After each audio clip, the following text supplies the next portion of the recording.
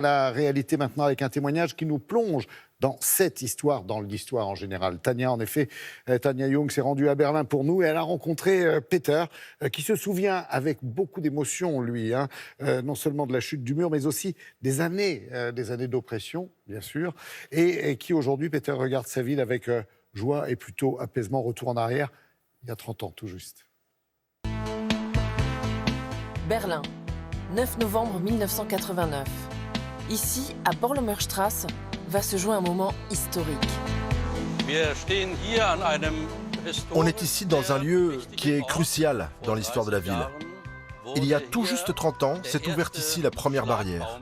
Les gens pouvaient, pour la première fois, passer d'un côté et de l'autre du mur.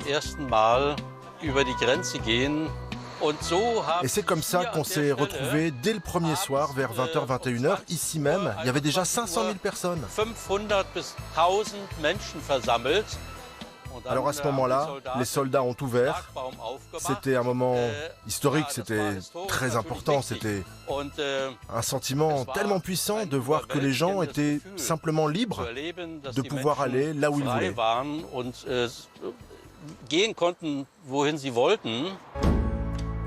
Une liberté dont les Allemands avaient été privés depuis 28 ans. Il faut remonter à la nuit du 12 au 13 août 1961 pour voir poser les premiers grillages et barbelés autour de Berlin-Ouest. Barbelés rapidement renforcés par un premier mur. Mais pour les autorités, ça n'était pas encore suffisamment sécurisé. Alors ils ont rajouté une clôture électrique. Et puis on a laissé un grand espace, tout vide. Il n'y avait absolument rien.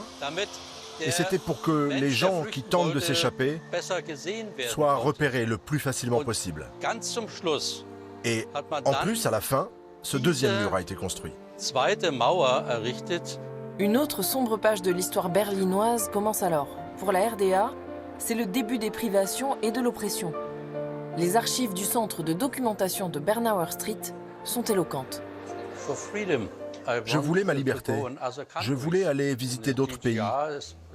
Mais en RDA, c'était impossible. Je ne pouvais pas lire ce que je voulais, ni écouter la musique que je voulais. On ne pouvait pas faire la fête. Non, à l'époque, c'était « c'est nous qui décidons ce que vous faites ». Et ça, c'était pas fait pour moi.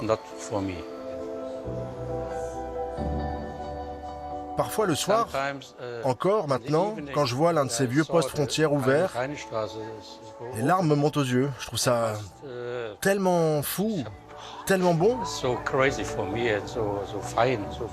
C'était il y a 30 ans maintenant. Ça vous paraît loin ou... Non, c'était hier.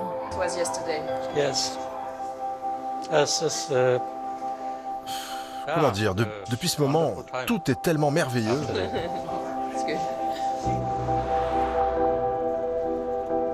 Et c'est avec cette même émotion, chargée d'espoir, que Peter arpente l'East Side Gallery. C'est la plus longue partie du mur à avoir été conservée, la plus célèbre aussi. Sur plus d'1 kilomètre de long, elle est devenue la plus grande galerie d'art permanente en plein air au monde. Depuis quelques années, les quartiers alentours accueillent des lieux alternatifs, parmi les plus enthousiasmants d'Europe. Comme un pied de nez à l'histoire, Berlin est devenue la destination numéro 1 pour les adeptes de la fête et pour de nombreux artistes. Sur Berlin souffle désormais un vent de liberté. Oui, et puis notez justement dans vos agendas que mardi soir, France 2 diffusera à partir de 21h la suite de la série documentaire événement Apocalypse, la guerre des mondes, 1945-1991, qui retrace donc plus de 40 ans de guerre froide et de course à l'armement. Et en attendant la diffusion, vous pouvez également réécouter le podcast de l'émission Le cours de l'histoire, diffusé hier sur France Culture, où étaient justement reçus les deux réalisateurs du documentaire, Isabelle Clark et Daniel Costel.